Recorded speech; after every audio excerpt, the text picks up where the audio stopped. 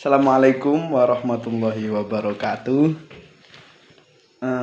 Selamat siang anak-anak semuanya. Kita udah pertemuan keberapa ini ya? Keempat. Oke, keempat. Sebelumnya bisa berdoa dulu, silahkan. Ketuanya dipimpin. Mas Joko silahkan dipimpin berdoa.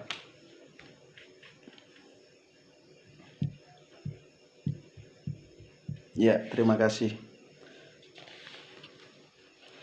Kita absen dulu. Apa ada yang nggak berangkat hari ini?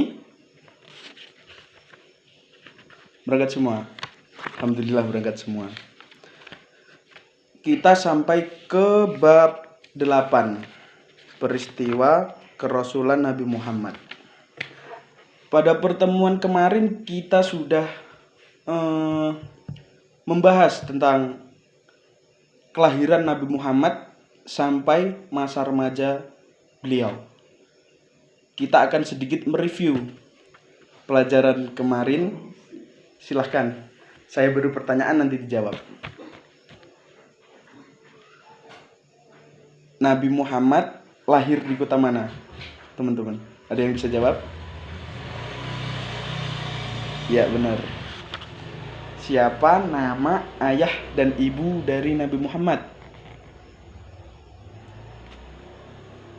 Lalu ceritakan yang mengasuh Nabi Muhammad saat sudah ditinggalkan ayah ibunya, serta siapa yang menyusui beliau. Oke. Langsung saja ya, karena masih pada ingat, alhamdulillah, bahasan kita yang kemarin. Kita langsung masuk ke bab 8, yaitu peristiwa kerasulan Nabi Muhammad SAW.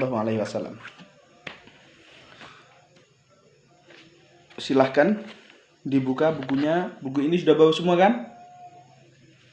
Halaman 78. Silahkan.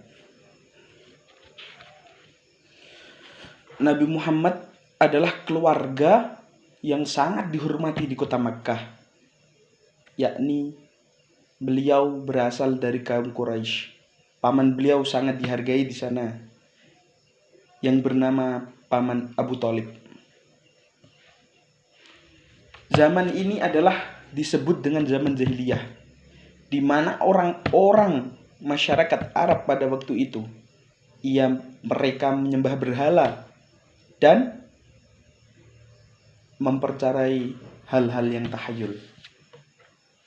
Nabi Muhammad sangat membenci hal tersebut, sehingga Nabi Muhammad mempunyai kebiasaan yang sangat sering ia lakukan, yakni menyendiri dan merenungkan apa yang terjadi terhadap masyarakat Arab pada zaman itu di suatu tempat, yakni di Gua Hira. Gua Hira adalah gunung Jabal Nur yang terletak sekitar 6 km utara Masjidil Haram kota Mekah.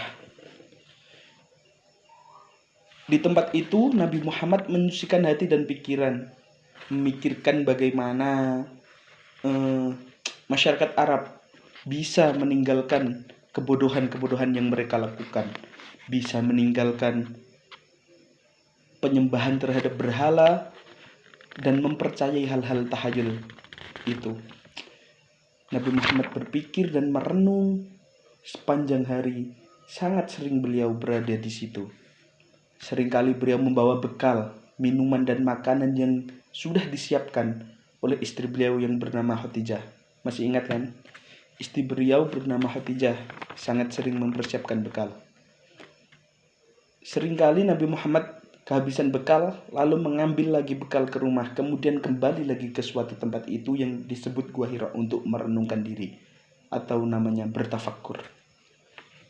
Sampai suatu hari ketika beliau berumur 40 tahun, tepatnya pada tanggal 17 Ramadan 611 Masehi, ada peristiwa yang sangat-sangat luar biasa yang dialami oleh Nabi Muhammad, yakni peristiwa kedatangan sosok yang sangat bercahaya terang benderang, yakni dikatakan itu adalah malaikat Jibril yang sosoknya berwujud manusia. Nabi Muhammad sangat ketakutan. Nabi Muhammad belum tahu Jibril adalah utusan Allah yang menyampaikan wahyu dari Allah kepada Nabi Muhammad. Jibril berkata, "Iqra," yang artinya bacalah. Kemudian Nabi Muhammad menjawab, "Saya tidak dapat membaca." Jibril mengulangi perkataan tersebut, "Iqra," sebanyak 3 kali. Sampai yang ketiga kali, Jibril menuntun Nabi Muhammad untuk mengucapkan wahyu pertama yang dikenal sampai saat ini, yaitu surat Al-Alaq ayat 1-5. Nabi Muhammad mengikuti, "Iqra, Iqra bismi rabbikal ladzi khalaq, khalaqal insana min 'alaq, Iqra wa rabbukal akram, alladzi 'allama bil qalam, 'allamal insana ma lam ya'lam." Kenapa? Pertanyaan kita semua, kenapa wahyu yang pertama turun kepada Nabi Muhammad itu adalah Iqra, yaitu perintah membaca. Iqra di sini bukan membaca buku, tapi membaca keadaan yang sedang terjadi terhadap masyarakat Arab pada waktu itu. Kebodohan yang mereka lakukan, bagaimana, apa yang terjadi di pada waktu itu, dan bagaimana cara mengatasinya. Lalu Allah memberikan wahyu yang menjadikan solusi atau penerang bagi mereka semua. Lalu setelah kejadian itu Nabi Muhammad pun pulang ke rumah.